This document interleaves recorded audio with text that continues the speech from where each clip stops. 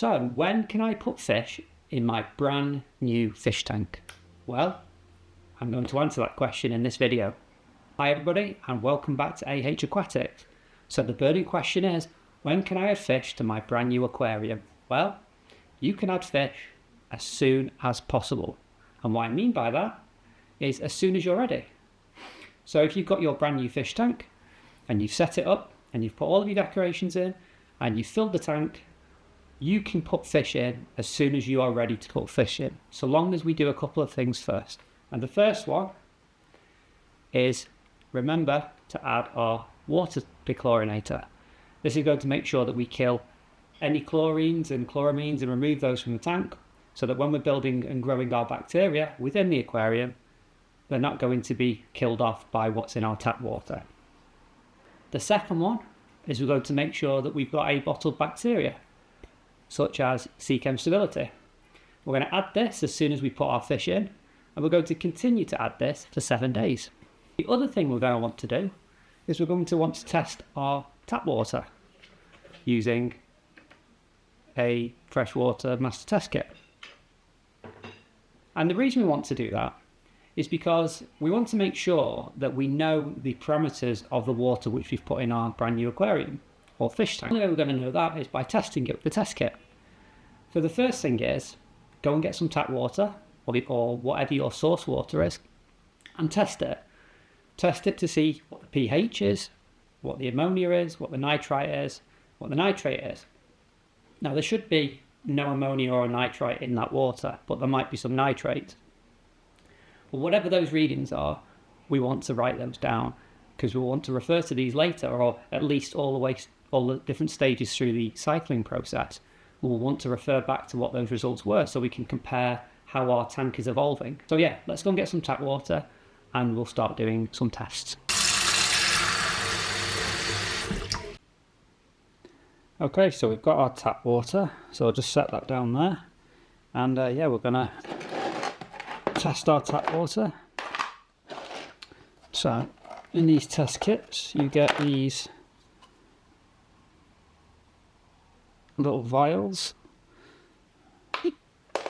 So we've got, what we'll do is we'll test ammonia, nitrite, nitrate, and we will also test pH as well for it here. We're just going to make a note of these. It's hard to do this with one hand, but we can manage. Okay, I'm just going to set you down for a moment. Okay, so we're going to take our vials and we're going to add 5 ml of our tap water to each one of these.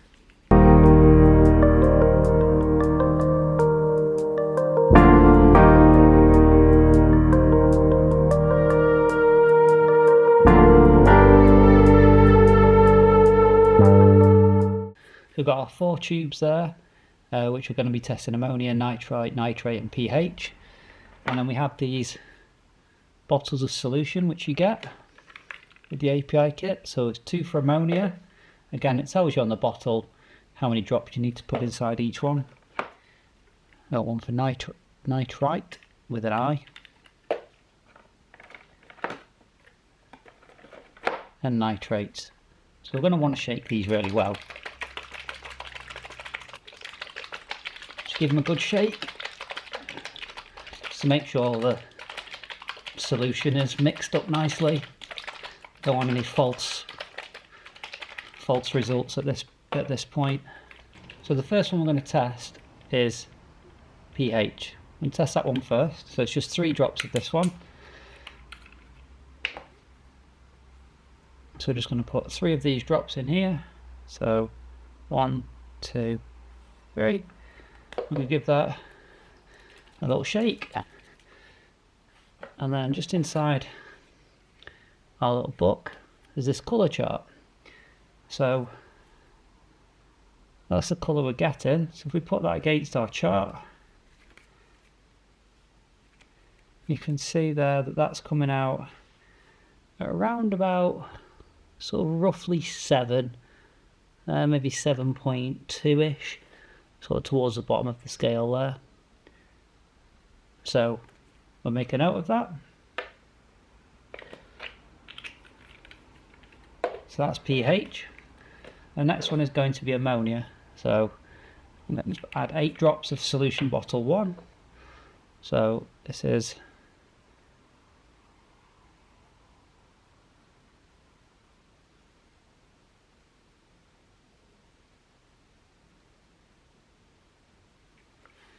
and then we're going to add 8 drops of solution bottle 2.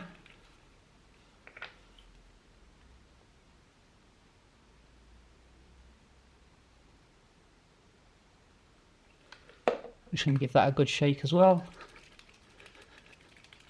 Now these ones, the ammonia, nitrite and nitrate test, we're going to want to leave those for about 5 minutes.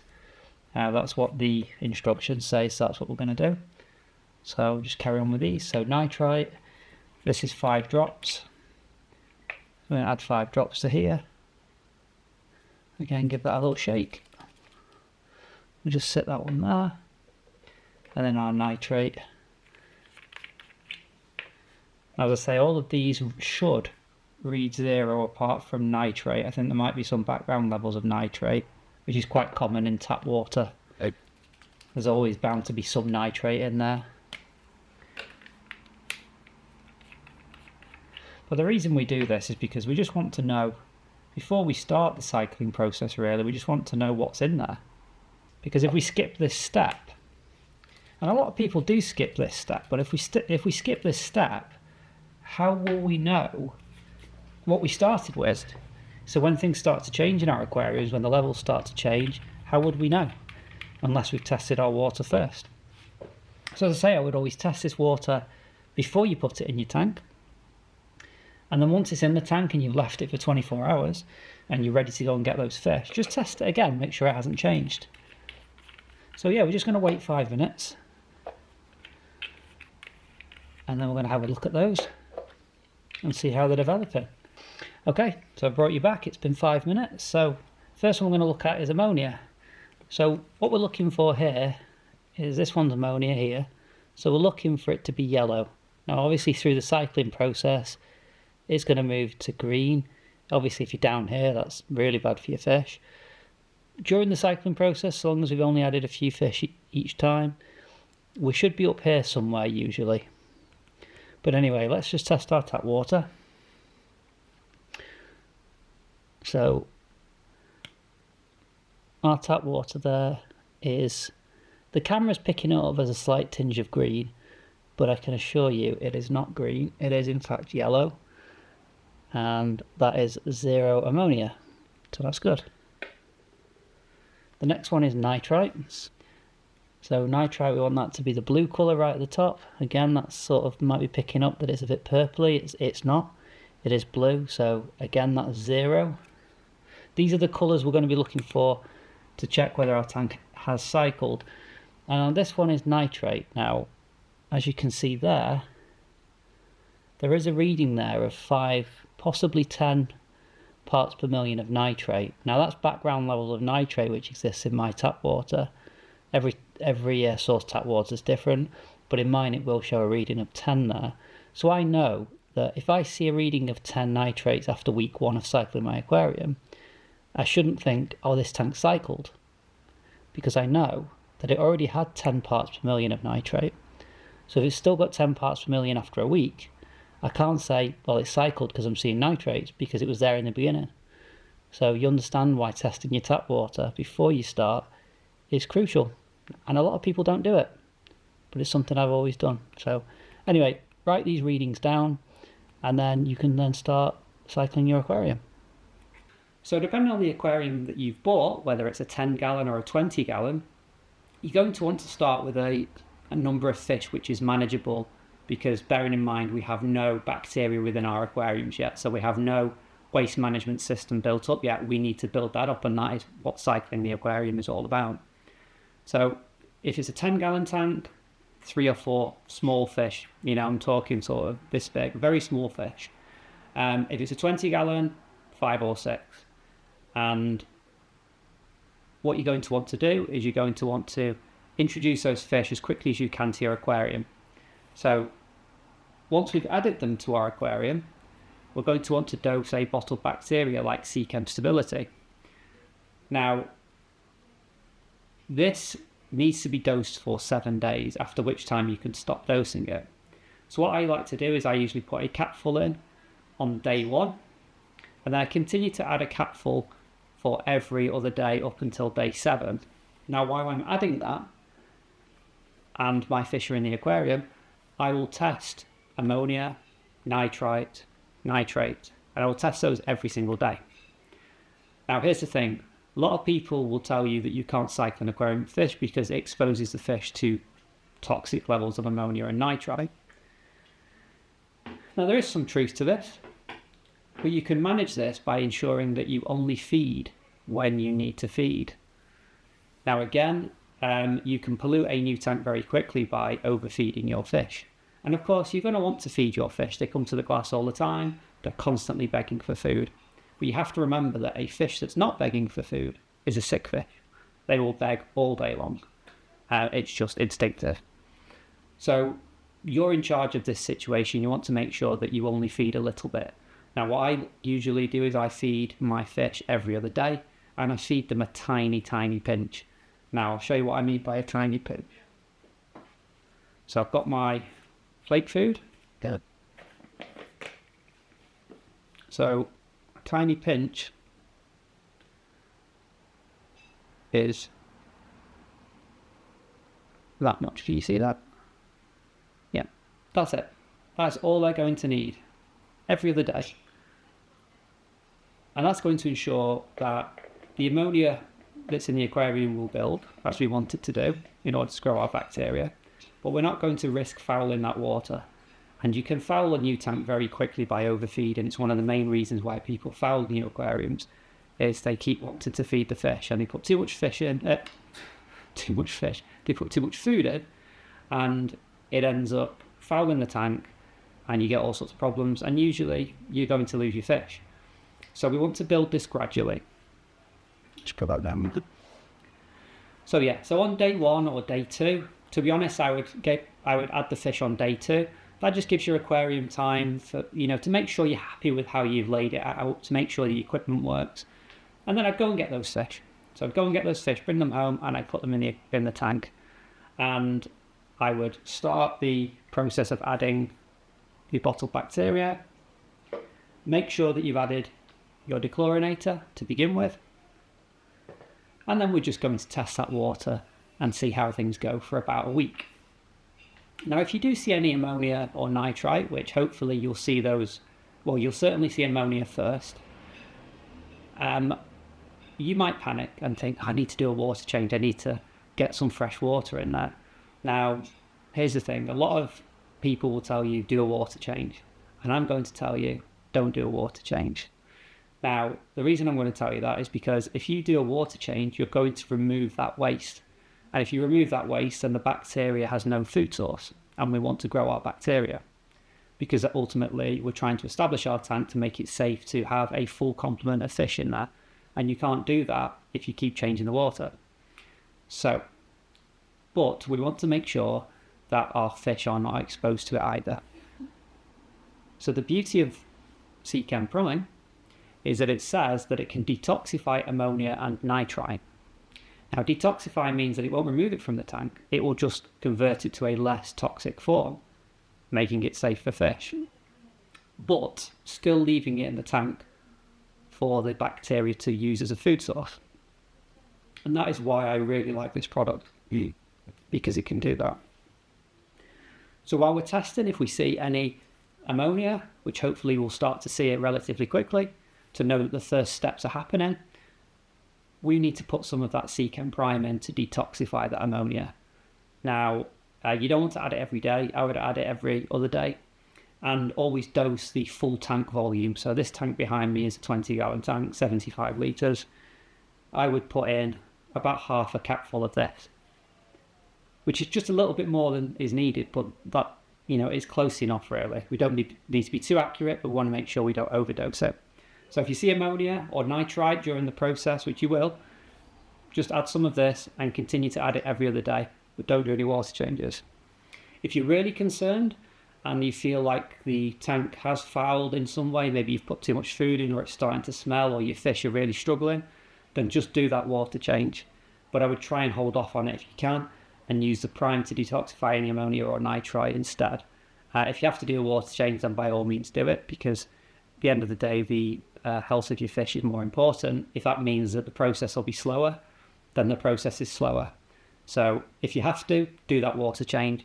But if you followed my advice and you've started off with just a few fish and you're only feeding them a little bit, that ammonia shouldn't build up to the point that it's going to be a massive problem for you, especially if you're adding the prime to detoxify it. It should stay at relatively low levels. So, but yeah, as I say, the health of the fish come first. If you need to do that water change, by all means, just do it. So after a week, if we're happy with how the process is going and the ammonia levels are low enough that we feel we can add some more fish, then we can add a few more fish, and we can build it up over the course of a couple of weeks and keep gradually building that. What that will do is that will increase the bioload of your tank. Now, you can never have too much bacteria in your aquarium, and the bacteria will grow to the waste levels of your tank, which is what we call the bioload. So that makes sure that as with every increase of waste, the bacteria will continue to grow, which is why we want to keep adding fish at certain intervals during the cycling process. Because if we don't do that, what will happen is we'll end up with a tank which is only cycled for, say, 3 or 4 fish. And of course you want to add some more, and we risk not going through the process again, but certainly causing a mini cycle. And mini cycles can be problematic, and we don't want to do that really. It's better to build it up over time. So how long the process will take to complete really depends on your tank and depends on you. Realistically, it should take 4 to 6 weeks for this process to complete. Now, you'll know that it's completed because when you use your test kit, you'll see a reading of no ammonia, no nitrite, and some nitrates. However, you may not see any nitrates, especially if you're using live plants. If I was to test this water behind me, I'd find the ammonia 0, nitrite 0, and there'd be no nitrates in that. So it's tricky to know whether it's cycled. Now, I know it's cycled because it's been established now for about 2 months, so I know that it's established and my fish are healthy and eat it. The other way that you will know is you might start to see sort of brown dusty deposits called diatoms on the sides of the aquarium, on the glass.